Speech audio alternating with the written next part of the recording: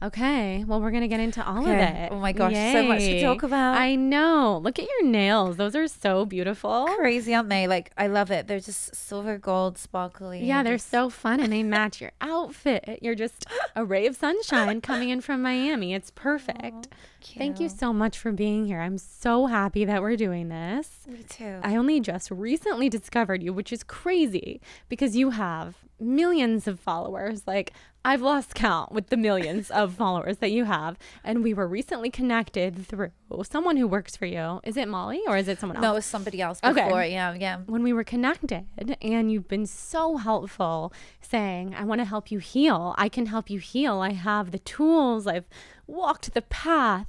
And you've been so kind with your time. And we've been talking. And here we are today. I had to share you with the Soul on Fire audience. So hello and welcome. Thank you so much for having me. I absolutely adore your show and I love it. And the truth is, when I went through that really big rock bottom, which I'm sure we'll get into in the show, but when I went through that health trauma, I realized that I had to share with the world how I healed. So I made an agreement with the universe. I said, universe, God, whatever you call it, higher power, if you show me how to heal today, I promise that I will go on and share this with the world. And it was just an agreement that I made, and I did. 5 Oh years, my goodness. That is amazing. And I had a similar journey, which I know we'll get into, with just on my hands and knees, hardest days of my life, praying to the universe, praying to God, like, if you heal me and when I heal, I will share this with the world. I will heal others. I will serve. I want to heal as many people as possible. But first I have to be well. And you can't heal others if you're not healed. And that's literally all you want, right? You just want to be well. Yeah. That's just to have some energy to get through the day, please. Just like anything. Anything. Yeah. So it's been a pretty up and down roller coaster for me. And I don't know, I'm curious to hear what your journey has been like, if it was a roller coaster or if it was like you healed and you never looked back, because I know a lot of people have different experiences, but I know I want you to tell our audience everything. Well, I was pretty much on the street. I mean, I had like a rock bottom where it was, no money in the bank. I'd led myself to it. I'd alienated myself from the world. But no, I very much was in a dark place. A lot of it was due to the illness. I'll go straight to the point of what happened here, because that was worse than anything. Okay. Worse than not having money, by the way. Worse than not knowing like whose friend's couch you might go on to next, or whose home, or worse than anything is not having your health. Without your health, you have nothing. Without your health, you don't have what I call your full sparkle. Today, you see me at full sparkle. Today, I see you at full sparkle. But when you are not feeling amazing, you aren't at full sparkle. You're diminished. Your light is diminished. And without that light, you have nothing to give yourself or the world. And so what I went through was, I had my son. I was filled with energy, thought it was all amazing, thought, God, that was the easiest pregnancy ever, gave birth. And suddenly I realized we don't have much money. We can't afford a nanny. And I'm having to get up with the baby all through the night. And this is really tough. But I kept going, thinking I can go for a jog tomorrow. Like, I've got this. Little did I know I was wearing down my immune system. I come from a family who have all had autoimmune, and I thought didn't even know what it was. In fact, people would talk about things that it'd be alien to me, and I was living this life which I thought at the time was so fulfilled, which I thought was so awesome. However, it was only through what I'm about to share, the illness, that ego, that world I was living in, was shattered into a million pieces, and I was forced to become somebody that I am today. I was forced to change. So the person that you see me as today is not the girl that I was 5 years ago, 10 years ago, even yesterday. I am a completely different person because of what I have been through. My humility, being grateful just for being alive, being grateful that I did get through that. So after I had my son, I was fine for 3 months, and then suddenly at 6 months, I just collapsed in the middle of a nail shop. In fact, I'm going to reveal stuff I've never revealed. I've never Please even do. spoken about Tell this us story. all the details. So I was sitting into a nail shop, and suddenly I just basically I collapsed, and I was like, "Fuck, do I need an ambulance? Like, I don't know what this is." And so I managed to get myself home. Anyway, in that moment, I realized something's not right. I went and had my bloods checked the next day or whenever it was, and then they said, you have a very high overactive thyroid. That's why you've got all these symptoms. And I thought, well, what on earth does that mean? So people don't, or autoimmune is a lot of the time invisible. In fact, a lot of diseases are invisible. A lot of disabilities are invisible. People have no idea. So to the naked eye, she looks great. They have no idea what is going on behind my eyes and behind the closed door and how I'm feeling mentally, physically, emotionally. And so anyway, I then went through the next year and a half of an illness and healing. So as soon as I got it, I tried the medication. I was in such a bad place. Some days I was in bed all day, not just from the mental side of it, but I would have 3 to 5 panic attacks a day. I had ambulances, thought I was having a heart attack because of what it does to you. So it's the opposite of a hypothyroid. Yeah. Have you been through in any way a hyperactive thyroid? Yeah, I have. Oh, so you know what I'm talking speaking to about. my soul. I do. And even, I mean, mine wasn't necessarily thyroid related, although I've had a lot of thyroid ups and downs. Yeah. Panic attacks. Right. I think we talked a little bit about this before, Yeah. you know, back when we were texting. Earlier this year, I had a panic attack from January until April that didn't go away. I mean, it never stopped. And of course, that's impossible, is what the doctors would say. So what was really happening was one panic attack, which would just roll into the next panic one, attack. yeah. I had no relief, not when I was sleeping, not when I was awake. The second that I would wake up in the middle of the night or in the morning, like back in the loop. So I'll give you something that's going to help you after, a certain type of breath work. Please. I will. Yes. So I would breathe in a way. So before I changed my entire ritual. So what I would do we'll talk about panic attacks first and how I dealt with it, because I know a lot of people do it. And when people joke about it, they're like, oh my God, it gave me a panic attack. I'm like, you have no idea what you're saying. I know. People are like, oh, I have so much anxiety. Yeah. I'm like, I feel like I almost died from anxiety. Yeah, like, totally. Well, when people talk about that, I'm like, that's interesting. What do they really mean by that? Because when you literally are shaking on the floor and you don't know what is happening to your body, that is a freaky place to be in. That's terrifying. And I was a mum, and then by the way, by this point, after I've going through the healing, it didn't leave me fully the illness for like, I'd say a good 3 years. I really like to say I've probably been healed now for 2 years at full. But you know, I have to work exceptionally hard on my health to keep myself feeling good mentally, spiritually, emotionally, physically. Yes, it's a daily practice. It is. And I think that's something that people forget. They think, oh, this person has healed. Like, what have they done? They've changed their whole life, which is true, but it's a daily practice. It is. So I exactly that changed my routine. So I did all the meds. Something really wasn't working, and I suddenly just went, there is something greater out here.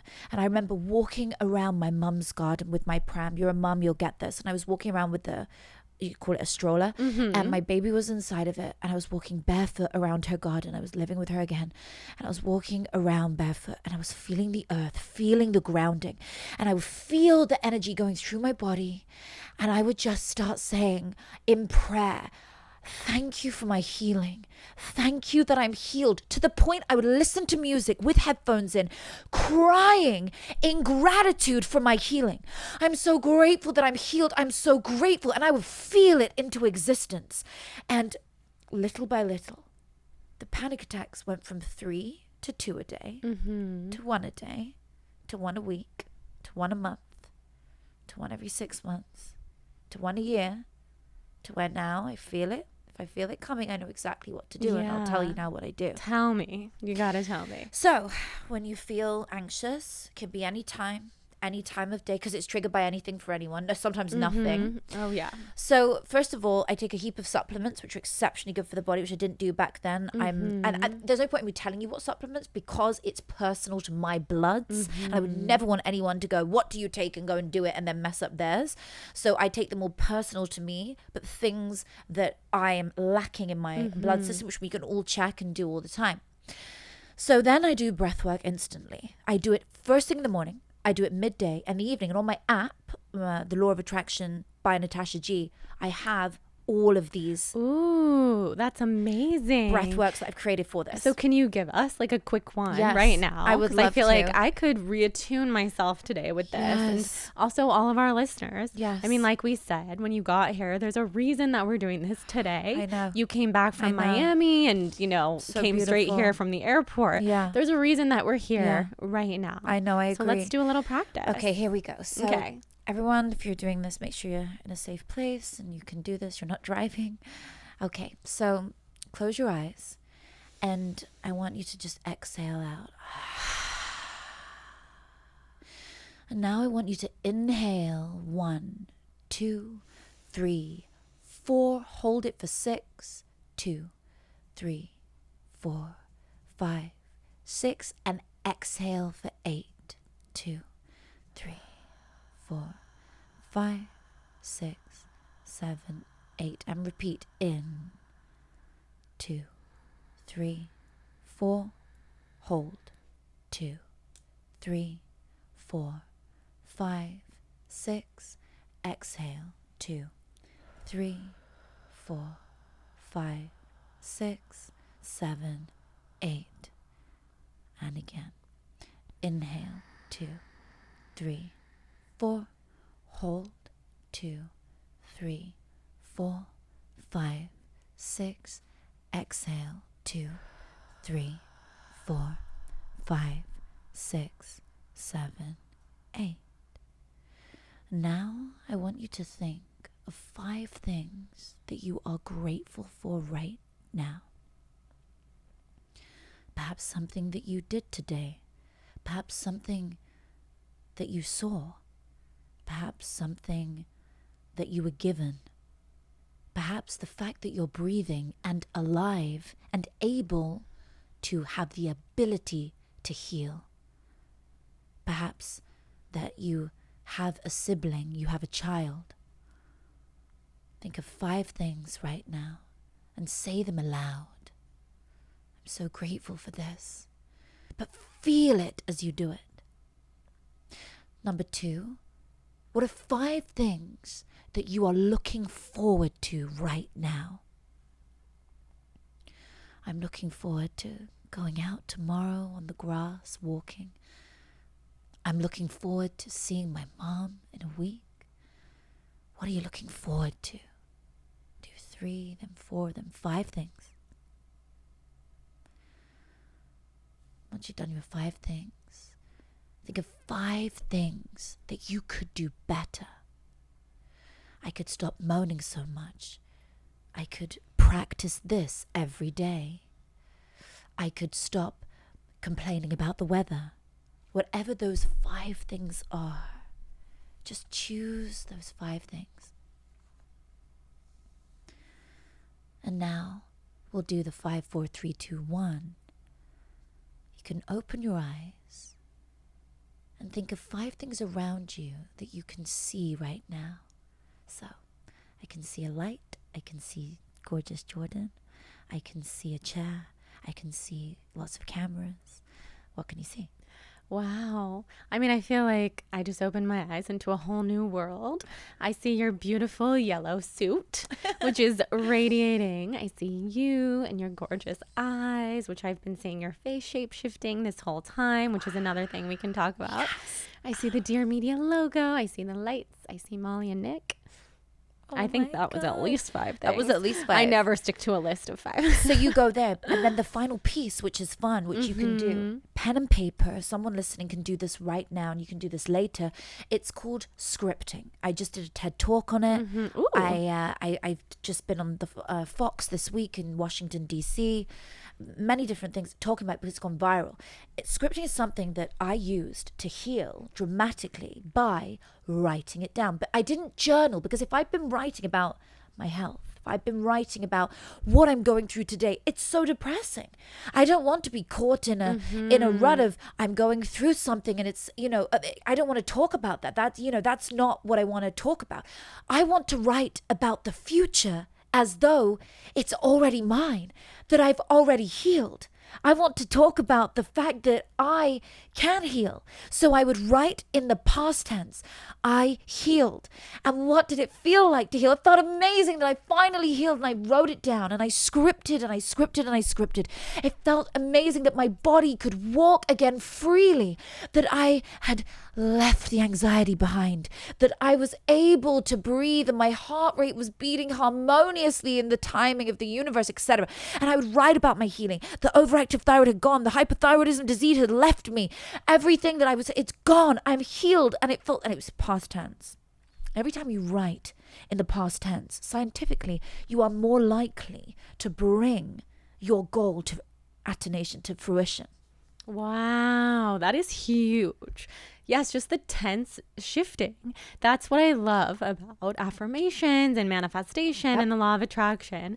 Because what a lot of people don't really realize, and I'll have you explain today, is that the law of attraction works in the way that so many of us, we can sit here and say, I really want to be healthy. I really want to be healed. And when we're saying that, or I don't want to be sick anymore, we're actually calling to us like how we're feeling now, more of that. And it's hard. And I feel for everybody listening, including myself, like several years ago, manifesting and affirmations and meditating and Kundalini yoga. And like, why is none of this working for me? And kind of just attracting more of the same vibration. So tell us why that's so important. So important, because what you focus on, you attract. I'll give you a little bit of science behind it. There's a part of your brain called the reticular activating system, and it filters 2 million bits of data every second, colors and sounds and things that you see and anything you focus your mind on. So if you are focusing your mind on, I'm so depressed, this illness is so bad, and by the way, I was there, so I can speak from experience, it's hard to move on from that thought. But if you focus on it all the time and the pain, and you allow yourself to swamp your energy, your thoughts, your feelings, your emotion, you are living in the past. And guess what? You will attract around you thoughts, feelings, events, people, places that mimic that thing, because your brain thinks that's what's important to you. So as soon as you realize, well, hang on, my reticular activating system is showing me things that I deem as important, I better think things that are healing, I'm healed, I'm well, is important. That is important to me. So I'm healed, I'm well, I can get through it. She got through it, I can get through it. He got through it, I can do it. Because they did, I can do it. You focus on like, I can heal, I can get out of this. I promise, like that will help you then see, mirror around you, people, events, and places which help you get closer to what you are now focusing on, which is healing. Yes. So powerful. So is that something that you did 5 years ago, for example, or is that something that you started doing when you really did heal? So during the healing process, I had to do it because I was deteriorating to the point I was suicidal, and I was a single mom now. So I was like, where am I going? I was like, where am I going from here? This is really worrying. I was like, I'm not going to be around for my son. I was like, this is such a bad place that I've gotten to. I was like, if I continue in this rut of this illness, like I'm not going to be around for him. I just want to be a role model for my son. And I remember every day thinking like, I have to get out of this. There is no way that I can be stuck here forever, because I just want to be there for my son. I just want to get out. I just want to be well. And so I thought, I have to focus. I was like, I'm an amazing mom. Like, I'm amazing. I would go to the mirror, and the breakthrough happened. I was listening to Denzel Washington in the mirror, and I stood in the mirror, and I was holding the ears and the little things that were the headphones that were attached into my phone. I was listening to it, and I was blasting it, and I was just saying to myself, this is only temporary. And I was listening to the speech and I was like, you are coming out of this. You are healing. And I started preaching this new life over myself. And in that moment, it was like the mirror shattered, but it didn't. But my ego was what shattered. Everything shattered. And I realized you can get through this. And I spoke into my soul and I looked into my own eyes and saw it. And I was like, you can get out of this. You can be free of this. You can overcome this pain, this suffering. And guess what? That was the first day of the rest of my life. Oh my gosh. And was it just something that came over you? Something that was just a knowing, like, I have this power inside of me? Or were you just telling yourself before you even believed it? Because I know sometimes we have to almost fake it until it becomes real. Which is what my book's about, be it till you become it. Exactly. Well, maybe that's where I was getting that from, because I've been amazing. diving into your work. But I agree with that so much. Yeah. So was this something that just came over you? Like, this was your intuition, your angels, your guides? Or like, this is my only option? So I had This Is My Only Option, the Denzel Washington motivational track, which now I've got motivational tracks on YouTube which do the same thing for people who see amazing. When people write and they're like, this saved my life, this helped me through, and I know what that feels like because I went through that. And so essentially it was an instant, like, boom, a knowing because of it. Maybe someone's listening to this today and this is what they needed. Maybe they've listened to your incredible podcast yesterday, day before, maybe tomorrow, and they are going to understand, wow, that was what I needed. She brought that guest on, it's healed me. Or maybe your story has healed that, you understand. So something hits you. Might not be mine necessarily, but something will. And so I've created a place where people can get that healing. However, it is very hard to stick to a new way because your brain likes familiarity. Your brain doesn't care if it's more painful. It's familiar. Wants to go back to the familiar. So you try brushing your teeth with the other hand. It is hard as anything. So you're trying to brush your teeth and it's so hard. Tried brushing a toddler's teeth with the other hand. It's like while they're kicking and screaming. Oh my God, girl, I know It's about wild, this. you know. I know. Yeah. Yeah, like even just with your normal hand is hard enough. So I know. It's really but tough. we do get addicted to those negative patterns. You know, and so when we get into a negative loop, then your brain wants to go back to it because it's easier. However, I would then, you said it so well, fake it till you make it. So instead of those words, I decided, be it until you become it. Who would Natasha be if she was already healed?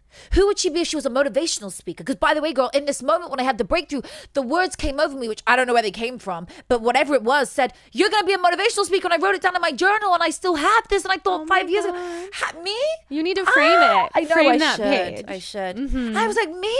In crying, tears streaming down my face, all over my makeup. I was like, how am I going to be a motivational speaker? I'm ill. I'm unwell. I can't even be a mother to my son. I can't, how am I going to help even one person? And that is when I said, God, show me how to heal and I will share it with the world. And every day I decided, how would Natasha be if she was healed? And I just became her today. Oh my God. That gives me chills. It's so powerful. And I relate so much, by the way, because we've had such a similar journey. It is wild. Although because mine has been such a roller coaster, I have been on the great end of things and then I've been all the way back. And I know that we talked about postpartum and how a lot of your symptoms came on after you had your son. And for me, I was already sick and then I became like really healthy, got pregnant, healthy pregnancy, had my son, had an amazing, I don't know, 3 or 4 or 5 months. So and then, oh God. And then I started working again and then double my stress. Health, everything hit the fan. And I think I was in denial anyway because I wasn't in the healthiest place. I had rashes, my lips were so inflamed. They were out to here. I mean, it was crazy. And it was just too much. And suddenly it was like, oh my God. Have I shown you the pictures of the rash that I had? You'll have to show me. So this was the thing that I've had for the last year and literally just healed this thing. It was full body, crazy dots all over. They thought it was chronic urticaria. Did they say that to you as well? Yes. Yeah. So I think it probably is that. I thought it was from the vaccine. Who knows? Whatever. But could be a heap of things it was from. Absolutely. And so what I realized is how I healed it. I knew I had to do something different. But what did you do? So you got into a bad cycle. Were you eating badly when it all came back on? Kind of, because I had found this really healing diet for me, which was salt, oil, sugar-free vegan diet. I went to this place called True North in Northern California, where I did 4 separate water fasts, where I only did water for 2 weeks at a time and then 3 weeks at a time. And everybody listening, I'm not telling you to do this, trust me, but this was under the supervision and the guidance of doctors. Was it okay? You're getting your blood pressure monitored twice a day. I did this so many times because I had so much going on with Lyme disease. I had fibroids, stuff that they thought was turning into tumors, like really scary stuff. And some of the only way to shrink all of these tumors is to fast and also to kill the Lyme. So I think it definitely worked. And this was me taking my health into my own hands. And then I was healthy enough to get pregnant. And trust me, I did so many other things. That was one of 1,000 different things. Yeah, there always is. But I say that because that's how I found the diet. Yeah. And then when I was pregnant, I was like, this is amazing. I can eat oil. I can eat salt. Like, I'm so healthy. I was still vegan, and I'm not anymore. But I was eating all these, like, non-sugar-free, etc. vegan foods. And then postpartum, same thing. So I was just loving that life. Like, I'm so healthy. I'm at a different stage in my healing. So the food contributed for sure, but it was so much more beyond food as well. So it was stress. Lifestyle, yeah. It was lifestyle, was barely sleeping, was trying to breastfeed, which wasn't necessarily coming naturally for me. Up all of and the just night with the babies. Reaching the next stage of, I'm a highly sensitive person, and I had finally found this way to manage my illness, and then had a baby, and then everything was changed. And then when I introduced the working again, it was just way too much. So what have I done to answer your question? Wow. It's been a very spiritual shift. It's been a whole working on the mindset. I found new doctors taking tons of supplements, doing all sorts of specific types of spiritual medicines, energy medicine, homeopathy, ketamine therapy, psychedelics. You know, that's amazing. And that can dredge up so much stuff from your childhood that now I'm doing trauma reprocessing therapy. And I've found that the root of everything for me is childhood trauma. I thought I had a perfect childhood, like went back, found all these memories that I had hidden away. And this has been the hardest, darkest, most transformative, and lightest and brightest year of my life. Wow. All since January. And here we are in July. And now I have my son. He's the most incredible teacher and healer for me. But what have I done? I've done so much. I've done the mirror work like you're talking about. I've been on my hands and knees in Costa Rica, like sobbing in the mirror, just please God help me, because I'm going to die and I can't die. I have to take care of my son. Same. We both have boys. I know. The amount of... So the way, like when I first became connected to you, the way that I was like, we have to meet. And not only do I want to interview you, but I want to tell you my story, because it's just, we are such mirrors for each other. And hopefully for everyone listening too. Yes. It's profound. So I'm scared to do psychedelics. It's really interesting because any kind of drug. So I did a lot of cocaine in my early years. Like I talk about everything. I did a lot of coke, and I think the cocaine led to then right before I was pregnant, it just totally threw me off. I think my body had just gone, that's a really hyped up drug. So if you look at what I had, it was hyperactive thyroid. So I think that could have been one of the big problems for it. So it terrifies me, even though psychedelics are nothing like that. I know. I'm terrified to even supplements, if they have anything in that isn't, because I can't eat seaweed, not for dietary, because that is bad for a hyperactive thyroid. I can't eat a list of things, not too much sushi, too much fish. So that basically there's a specific type of thing I have to avoid, a specific thing I can eat, because that's good or not good for the thing. And so I'm terrified of doing it. Is it good? Like, what's the experience? Yeah, I mean, the experience is even with anxiety and as in, so you didn't have a panic attack going into it? Oh, the panic attacks that I had all around it were huge. Right. So I've been on quite the psychedelic path since the beginning of the Lyme journey, which was 6 years ago. Yeah. So I started doing ayahuasca and psilocybin ceremonies and was going down the path of shamanism. Like, this is my calling. Yeah. I'm supposed to heal people through plant medicine. That was back in 2018, 2019. Yeah. And I was fearless. This was a different time in my life. This was before the unlocked, unprocessed childhood memories had come back up. So I had never seen anything that resembled hell and demons and all these scary things that you can hear happening on psychedelics, or if someone has a bad trip. I was just fully knowing all of what I see is a reflection of my inner world, and that's true. So I had some hard times with ayahuasca for sure. I did like 9 or 12 ceremonies in the span of a few years. Got my husband involved. Wow. It was transformative, amazing, life-changing. And then comes ketamine. And ketamine is not a plant medicine. It's a man-made medicine. I don't call it a drug, but it could be called a drug. Yeah. It's synthetic. Yeah. But it's also, I believe, on this planet for spiritual awakening, for healing. It helps people through PTSD, through depression, being suicidal, veterans coming home from war. It's doing incredible things. Wow. And what I had not been told when I embarked on this path, because like I said, I'm pretty fearless when it comes to all things psychedelic, is how much it rewires and reprocesses the brain. And I'm so sensitive. I did 6 sessions in 3 weeks last November, and it pushed me over the edge into panic, anxiety. Oh crap, so it wasn't good for you. Spiritual psychosis. I mean, there's so many things you could call it. It was good for me, but it put me into the dark night of my soul all over again. So I think you know just better than anyone, the dark night of your own soul is not a bad thing. No. It's a very, very, very, very hard thing. Yes. But you need it if you want to get to the next level. Yes. And I can tell everybody now, including you, if there's fear around it, if you have a sensitive body, tread lightly. Psychedelics are not for everyone. I think your intuition will let you know if you're calling toward it, if it's calling toward you. And for me, it was, and I don't regret it. And I had a few months this year where I did regret it. And I was like, what the fuck have I done? I was this stable, person who was healing. And now here I am. I'm absolutely out of my freaking mind. But I had to do that healing and it's brought me to a whole other level.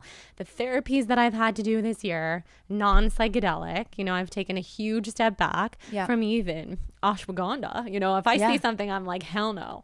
Can't put it in my body, can't do coffee, can't do reishi. I'm just steady. Where before, I was hyped up on caffeine. I was doing all of it. Oh, yeah. That's one of the biggest... people don't realize it. That was part of the problem as well for me. I was shotting back caffeine every single morning. And that'll that totally threw it off. Rev everything. Can't do any of it. Can't even... I could never drink. I never understood why I was allergic to alcohol. So I can drink red wine, but I think I'm actually allergic to that too. So it starts hurting my body. But I love the taste. So it's a real... It's like, I like the taste. So I can have 2 sips and I can't do any more. So you often see like a glass at my table... And people are like, why'd you order it? Like, you don't ever drink it. It's because I like the smell and the taste, but my body doesn't like it. So I don't, that's probably the worst I ever do now. But the truth is, when it came to, wow, God, by the way, your story is just unbelievable. Thank you. Oh my gosh. So is yours. Oh my gosh. I can't wait to have you on my podcast. Yeah, we got to do it. Oh my gosh. And talk special. about your healing. God, absolutely. So, really interesting. When I was going through my healing, a lot of it was in my mind, so it was mental. So it became like I was actually okay, but the anxiety around it and the PTSD around the illness, which was a really weird one. And by the way, I'm now out the other side, but I still am not fully healed from the PTSD. I have to be completely honest. I still have minor PTSD around it where I have to script nonstop. I am so healed. Like by X date, and I put a date in the future, by July 1st, 2024, I healed myself fully of the PTSD and I feel absolutely amazing and, whatever it is. And I write about it because the truth is it still will flare up in my mind and be like, oh, that's going to come again if you have another baby. Like I'm thinking about when I have my next baby, I'm like, would I have it naturally? Would I do surrogate? Because you know what it's like. I'm terrified of the aftermath. Yes. Because of what happened. But then again, this time I would be doing it different. I'm in a different place in my life, you know. Absolutely. You're speaking to my soul. I mean, my audience knows. I just had an episode where I'm like, do I do surrogacy? Do I do this? Do I do that? No way. Yeah, because there's us with sensitive bodies and we've worked so hard to heal ourselves. It is no joke to then go in and be like, I'm going to just willingly change every single hormone in my body. I know. And put myself on a journey that's going to be hard, worth it, and amazing, but hard. It's PTSD. No, it is. So what do you do for the PTSD? I got to know because I have it too. Okay, so I'll, off camera as well, I'll do some actual work with you on it. But I'll just tell you, like for the audience now, what they can start with today. So if essentially what you're really trying to let go of is this going back into the negative loop, going back into the bad cycle. And it's very easy to do. So what do? I start my day and I end my day in a certain way. I don't watch late night. You're going to hear really basic things right now, but this is exactly what I do and have done to get rid of it. I don't watch things late night, which are anything other than loving. I watch things maybe on Gaia, or I maybe watch things if I'm going to, or I read things which are going to program my subconscious mind to feel amazing. Anything horror, news, forget it. Not before bed. 1 hour before bed, I come off my phone and then I do the work. So I work through my meditations, which again are on my app, and I go in and I deep dive and I do the breathing, which is a different form of breathing, more like Wim Hof, which is in my MBS method, meditational behavioral synchronicity. What I created, this form of meditation where you breathe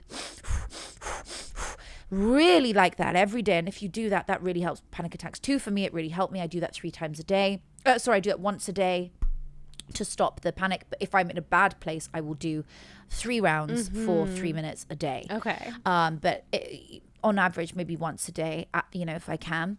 And then you do the meditation. And through the meditation, you just breathe and you do the guided meditation specifically for releasing past, releasing trauma, releasing anything, and forgiveness. Forgiveness is the core. Forgiving yourself, forgiving the world, forgiving whoever created whatever it is in your life that you think led you to that, or maybe it didn't lead you to that, but who can you forgive today? So you do a form of guided trauma releasing forgiveness meditation, letting go, letting go, letting go. And then after that, you have your wind down, and you end your day in a beautiful way. And then the next morning, you don't go on your phone and jump into the rat race and go to everybody else's agenda. You do what you want. You keep your phone on airplane mode, and you don't stress your body in a bad way. So you can stress your body if it suits you by working out. For me personally, it doesn't. I can't work out in the morning. I have to eat before I work out. Like it's, the most I could do is a light jog. Forget weights, forget anything else. In fact, I barely work out now. I bet you're the same. Yes. Right, because that's another. See, I knew it already. Of course. No, like these sensitive bodies. I think what we realize is like low impact works wonders.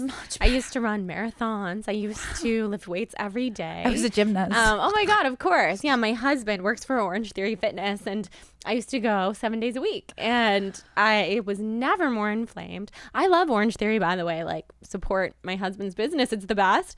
But no, I'm a Pilates girl. I'm a yoga girl. I'm a walk girl. Tai Chi. And not in the morning. No, not in the morning. No. I am sleeping in the morning. I take it slow. Right. In the There we go. So wake up when you feel good. Make sure you really get those 8 hours. If you've gone to bed late, try and avoid as many late nights as you can and go to bed early. So whenever you can, you really want those 8 hours. The next thing, when you get up in the morning, before you look at your phone, do a meditation in bed. You think that you don't need to meditate because you're already coming out of the alpha state. You're already coming out of theta chill. These are different brainwaves I'm talking about now. But actually, the truth is, that's when you need to, as you wake up, boom, with a million ideas, go back into meditation. So I put a meditation on one of mine for 6 minutes in the morning, or 11 minutes. I've got one called the Good Luck meditation, and it is amazing for good luck. Helps with all kinds of things, not just health. It's wonderful. And I do the Good Luck meditation. They call it Lucky Girl, all this stuff. But like, I love this. I've been doing this for way before the Lucky Girl came out. I was doing this and love it. And I would meditate. I do it every morning, and I do that, or a healing meditation, or forgiveness. And I dive into my body. I relax my body again by choice. And then at the end of that, I sit up. I have a huge glass of lemon water just to detox the body, because otherwise it just goes back into the body, all of that stuff. That's a separate topic. And then after that, I do scripting and I decide how I want my day to look.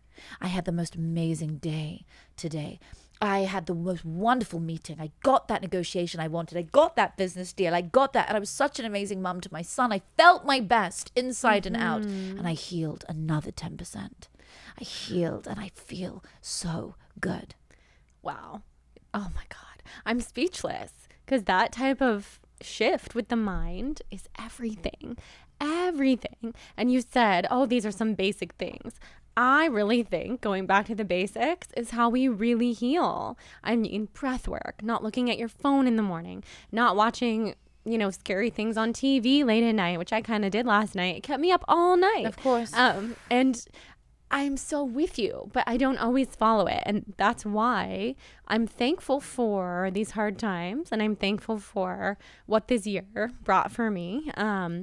Which is why I say the psychedelic therapy, none of it was a mistake, and none of it was a bad thing. No. And even today, I was having some pretty intense panic for the first time in a while, which was brought on by a situation, a work-related thing. And I eventually, after losing my head, realized this is a gift, because I've been coasting along. I've been doing great. I've been having so much energy. I'm packing my schedule. And it's calling me back to myself. Wow. You see, once we realize, I was just saying this to somebody yesterday, once we realize why negative things happen to us, once we realize why down times happen in our life, why hard times happen, hardships, emotional burdens, or physical, once we realize something's happening to us for a reason to wake us up, it does. It makes you wake up and look around and evaluate, re-identify who you are being. Have you slipped back into the old version? Have you become something you don't want to be? Who are you? What are you playing at? Who are you being? And if you are not playing at a 10 out of 10 version of yourself, sweetie, you're going to attract whatever you are to you, whether that's people in your life, a partner in your life. If you are playing at a 5 out of 10, you will attract 5 out of 10 scenarios, people, and events to you. I play at a 10 out of 10 as best I can, so I attract 10 out of 10 people into my life, 10 out of 10 podcasts to go on like you. Yes, 10 out, do you understand? yes. We play at a higher level. So when I see my agenda is crazy, and it's filling up, and my week will be back to back, but my team know, put 30-minute buffers between everything, because there are days when I have squeezed things in. I'll do 7 one-to-one coachings in a day. That's a lot. That means I didn't eat lunch. That means, oh dear, now I'm not looking after myself, Yes. but I'm giving to them. So I have to now put buffers in between. And I'm like, but also I just respect my body, and I'm like, if it feels like sleeping in the middle of the day, I will do it, and I will have a nap. If it feels like, I just go for walks, regular walks. I tap back into nature. I have most of the time my shoes off, because I am walking. I mean, when I'm on the grass or sand, I'm on the grass and sand, and I'm grounding, because, I take it seriously. My number one priority is my health, and then my family. Without my health, I cannot give to my family. Yeah. People say my family's my number one. No. My health is my number one. Of course. If yes. if I am not healed, I cannot feed my child. Yeah. So you can be your best self for your family Yep. and for your son and for your future children. Yes. Oh my God. It's and my son is 7 years old. I dreamt of giving him a sibling. Even though, it would have been with a different dad. But I dreamt of giving him, even with the same dad at the time, I would have had another one. But I was so terrified of being unwell again that I've just no, like I know. I just totally hear you. We're approaching the time where we're probably going to start trying again for another child soon. Babe. But I got to do a lot of reframing, a lot of Yes. shifts in the mind. Yes. The fear that I have is out of control. I mean, I'm totally comfortable saying it because of what happened last time. And it wasn't necessarily just the postpartum. Yep. It was just we're getting really good sleep now. Atticus is an amazing sleeper, but Yep. to go back to what it was like before, is scary. So the thing to think about, I believe, is looking at it in a different way when you have your son. So this time around, can you get a night nurse? This time around, can you, like, you're in a different financial position, perhaps. For me, yes.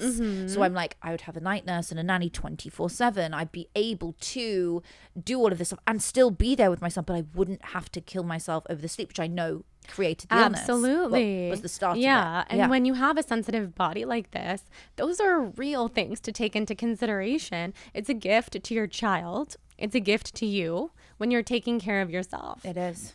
I think when my son was 8 months, we finally got a nanny. I was working full time and being a full time mom up until that point. Although I did take like 5 months off, which was such a gift. But we didn't have help when I started going back to work. I was just like, Mom, come down. My parents live upstairs. Come downstairs and watch Atticus. I have to go podcast. And she'd be like, I have plans. And it was just this whole thing. Yeah. So anyway, having help, if you can do it, highly recommend, completely agree. It's a gift for everyone involved. And I know a lot of people listening are not in a position to be able to have help. So that's not what we're saying is everybody has to do that. You just have to find what works for you and just what you're able to do. And do that future template work that you're talking about. If you want to have help and you're not necessarily in the position to have all the help that you need, talk about it like it already exists. Absolutely. Write about it like it. I mean, these are just your practices. So switching gears, I also want to talk to you about your professional life. You've built an incredible business. You are known as the #1 female speaker rated by Forbes under the age of 40. That is huge. Tell us how. I mean, I know that this came to you when you were sick and you made this your reality, but how did you slowly kind of chip away and get to the position that you're in now? So when I had that, I think we'll go from there and I'll work it backwards. So when I was in the place where I had that breakthrough, when I was listening to Denzel Washington, I thought, I want to then go out there. After I heard the voice, you're going to be a motivational, I thought, what does that mean? So I started watching The Secret. I started learning. I'd already watched Secret, but I started studying the greats, Napoleon Hill. I started studying all the greatest people before our time. Some of the works of Joseph Murphy, the works of Dale Carnegie. I went right back to the people who are no longer around. I thought, what can I do to help the world that would have helped me through this? And then I started to realize I'm just going to speak from my heart about what helped me. And I started leaning into it and I started writing and I started reading. And then all of a sudden I found myself hosting these small gatherings and circles on Zoom through COVID all of a sudden. If we fast forward, I'd really gotten into it. Now, before that, I was a fashion influencer. I would put up stuff online. Before that, I was a bloody webcam girl. I just had OnlyFans before that. I've done some crazy. Wow, that's amazing. But you see, all of this stuff, I do not hide. I own who I am fully. But that is part of why I believe I'm healing now and healed. Because I own who I am. I'm not hiding it, suppressing it. No, I'm owning it. I'm unapologetic AF. Like, I just stand in my power and I'm like, I know who I am. I love what I do and I'm going to be who I want to be every single day. So I did that. I started to motivate people. And then I realized, gosh, my calling is to inspire others to go on and inspire others. And that is it. I realized. So little by little, I started going on stages and then Clubhouse was born. And I really have to say it was birthed out of Clubhouse. Oh, that's amazing. So is that where you got like a big portion of your audience, which then came over to Instagram and everything else? Exactly. A lot of them were on Instagram before that because I was a fashion influencer. So I had a lot of people from there. And I would, in my captions, I would not be writing about the outfit. I'd tag it. But I was using the captions as the real message. The picture would draw people in. Sure, pretty outfit. But what I was really passionate about was the words. So in the words, I would write things like, today I'm feeling alive because I gave gratitude for 5 things I was deeply grateful for. Why don't you pause now and write something you're really grateful for and see how life will give you more things to be grateful for. And that would be a caption. And then little by little, every one of those captions turned into a book. Oh, beautiful. Wow. Yeah, it built. Is Clubhouse still a thing? In my eyes, I mean, I don't know. I didn't go on there. That's the question. Is Clubhouse still? I don't know. I haven't used it for like 2 years. I only went on there like once, I think, to be honest. I did like a live broadcast or whatever, and I thought it was so cool how you can interact with people live. But it was a lot, you know, for sensitive energy like me. I'm like, that was Empath. not something I'm going to do again. Interesting. But I think your personality is perfect for it. I'm guessing you're an extrovert. You're super like well-spoken. I mean, everybody listening now understands that. You're incredible and your energy is so infectious. And how amazing. So what are your favorite things that you've done? Because I know you've been on a lot of shows, a lot of podcasts, news networks, like movies, you know. Well, you were just telling me about something. So what's your favorite thing? My favorite thing that I've done so far, the truth is, I don't believe I've even made it yet. I'm still very much on a journey.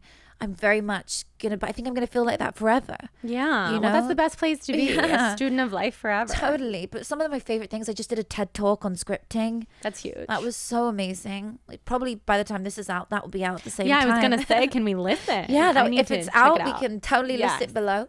That was wonderful. Sorry, I have the hiccup. And what else have I done that I've loved? Well, writing my book, being a Wall Street Journal bestselling author was a pretty like powerful feeling. Like, oh, this has helped so many people. Like, yes, like having that that accolade. And speaking on stages to 25,000 people regularly is oh my God, pretty amazing. How do you do that? Like, I'm just curious, is that your own audience, of course, and then is it also, because I know you speak on a lot of like panels and events and that kind of stuff? So I keynote and talk at other people's events mostly. So like I have my own event called MindCon, which is in September of 2023 coming up, and I host that with a few thousand people, and then I have events that I speak at with different, you know, and I get invited to keynote on their stages. They usually get me to open, so I'm like the opening speech because I've got like such a big voice. So much energy for that. You're such a keynote speaker, truly.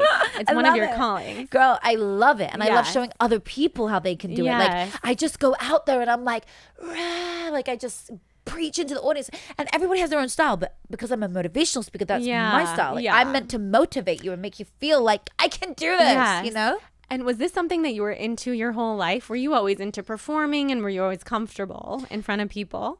Really interesting. Yes, growing up, I would win the fashion shows, the talent shows, just not even by being that great of a singer dancer. I was an amazing dancer, but not by being, you know, particularly great at anything else. Like I would just have this energy and just like constantly win them as a kid. And I thought, I just love being on camera. I just love but I knew I wanted to do something with my voice, but I didn't know what. Yes. So it was like, it was only the rebirth of me, remember, only happened through the illness. Yes. Like, I thought I was on the right path before, but I wasn't using my voice in the right way.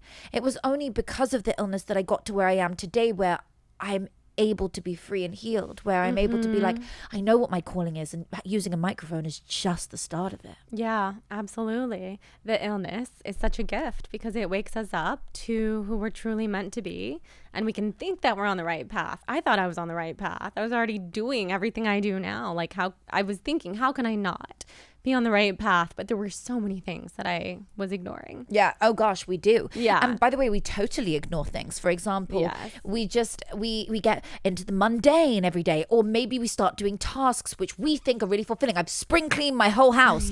How great do you feel? And you feel good, but you haven't actually moved the needle forwards in your career or in the way that you want to. But you know, not saying that that's not something you should congratulate yourself for. And maybe if that's your job, you should be. But for somebody who's on a bigger journey and they know there's something out there for me. And by the way, every one of us is born with a gift inside of us. We just have to unravel it. Every single one of us. That is the truth. Love it. Wow. Okay, so I want to ask you some of the questions that I ask everyone who comes on the show. What is your sun, rising, and moon sign, if you know? Amazing. I'm Capricorn and Capricorn and Capricorn and Capricorn. Serious? The whole thing. Oh my God, what? I think I have like 3 others in there, but my that rising, is wild. I'm like the most fierce version of Capricorn. Oh, well, you're Capricorn embodied here in this room. I've been trying to guess ever since we've been talking. I would have actually guessed a fire sign. Yep. But you, because you are so much Capricorn, you're taking that energy and just being the epitome of it, which is really, really, really cool. Exactly. I do have I'm very, like, all the emojis I use are the fire signs. Like, I'm very, like, I know it's different, but I love candles, and I love, like, I'm very fiery. So it's interesting that I'm an earth sign. I know, but grounded. I'm like, very you can ground it through very grounded being a Capricorn. Well, philanthropy is a big part of what I do as well. Like, I just built a school in Guatemala, which I literally, I say that with such emotion. Like, it was such a big dream. I say that because that's something I'm deeply proud of. You ask me what I'm proud of, that would be like another thing. Huge deal. That's like one of my biggest dreams, to continue building more schools. Amazing. Wow. And what's your human design? Do you know? You'll say it and I'll know it. Generator, manifesting generator, manifester, projector, reflector. The first one, I think. The generator.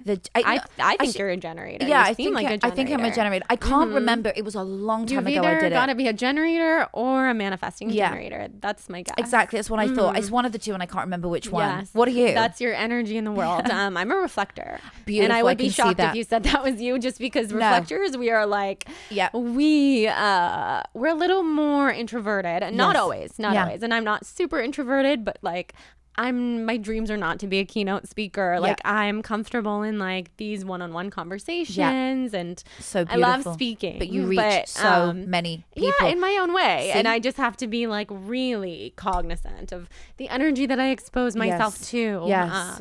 But you're a generator. You got that self-motivated engine. I see it in you. And I think you're a generator. Yes, I think that was it. Was the generator? Yeah. I was like, sounds like the generator one. My person generated. But the truth is, I love all that stuff. I love tapping into like who I am, what I am. But when I walk into a room, I say to people, I carry the energy. I'll walk into the room with the energy, and then I will make people rise up to that. Yeah. A lot of people are like, oh God, if you go into a room and you're too much, they're not gonna. I don't care if people like me. That's not my person. I'm not doing it for the small people, the people who want to say stuff and be keyboard warriors behind their keyboard. I'm doing this for the greater good, because I know whose life I saved 3 days ago. I know whose life I saved when I was on stage last week. I know whose life I saved when I spoke with Gary Vee last week. Do you understand? So I know where these things are happening in my life. Yeah, and you're just being your authentic self. Like you said, you're not hiding anything. You're just showing up as you, which is so beautiful and such a gift to everyone. Thank you. And so who are your mentors? Do you have mentors? So I do. Rhonda Byrne from The Secret. I love her. She's amazing. She's a friend of mine. Cool. And you know, I would say she's definitely one of my earliest teachers, but that was a full 360. Like, watching her on the movie, speaking, listening to her, reading the books, etc., and then finally meeting her a couple of years ago. That was one of the most profound 360s of manifesting that I'd ever achieved. I was like, oh my God, this is actually 15 years later. I've just met my ultimate person who I knew would change my life. And, you know, she's just been everything to me. She's been amazing. And the only other person I would say would be probably Napoleon Hill, who's not around. Yeah, love him. Love his work. Yeah. If you could be in a room with 3 people, living or dead, who would they be? Oh, great question. Controversial. Michael Jackson, love him. I also, he's a reflector. He was a reflector. Really? That makes perfect sense. So I would say Michael Jackson. I would say Elizabeth Taylor, and I would say Dale Carnegie. What a good room. Wow, I love it. Yeah. Cool. Because most of the people that are alive, I've probably sat down with at this point. Yeah, you gotta go. I always gotta go for the people who've passed. It's like, if you can choose anyone, then why not? Well, with AI, we're, you know, with a whole separate thing. Oh God, I know, that's a whole thing. It's a whole thing. Oh my God, actually talk to them. It's nuts. Yeah, it's so wild. Yeah. Wow. And where can everyone find you? My name is everywhere, online, social. It's just the same thing. Natasha Graziano, everywhere, on TikTok, on YouTube, on my podcast, on, you know, my podcast, probably the one that you be most interested to see, because then they get to like see my coaching and like really, you know, this is a podcast audience, and you're going to be on it soon. Yes, we're going to do it. That sounds amazing. I am so excited to have you on. We're going to book it right after this. Okay, good. Because if you guys follow it, then you're actually going to see your girl on there. Yeah, I will show up, and my audience knows I barely go on people's podcasts for the same reason why I don't, you know, I'm not like choosing to be a keynote speaker, etc. But when I love someone, when I'm friends with someone, feel it's so calm. much fun. And also my studio's in my home, so you'll feel very relaxed. Yeah, I love that. You can calm, That's the be dream. calm, I and can't wait. We'll do some breath work and Yes. be real. Yeah. Oh, You'll love it. fun. Magical. Yay. And leave our audience with one tip, because you have so many. So I'm curious. The one I want to share today is every day you get a choice of whether you're going to light somebody's candle or blow it out. Are you going to go down the street today and smile at a stranger? Are you going to walk out and do a kind deed for somebody else, or are you going to blow their candle out? If you blow their candle out, they will go home and delight their spouse's candle. Their spouse will go home and delight their friend's candle. All of a sudden, you've delit the entire world. But you could choose to light somebody's candle from a small, tiny deed, and they will light up the whole world, and all of that light is coming back to you. So if you want to heal today, go and help someone who needs healing. If you want to get into a better financial situation, go and give to charity. If you want to achieve something greater, then do something great for somebody else. And all of that light comes back to you. I call that the candle effect. Oh, beautiful. I don't think I've ever seen someone so prepared with a final tip in my life. That was beautiful. Thank you. Thank you for this whole conversation and for sharing your story with us and your inspiring heart and just who you are. Thank you so much. Thank you so much for having me. And it's been a pleasure getting to know your lovely audience. I'm so excited to see it when it's out. Yes, I can't wait. It'll be out soon. Yay.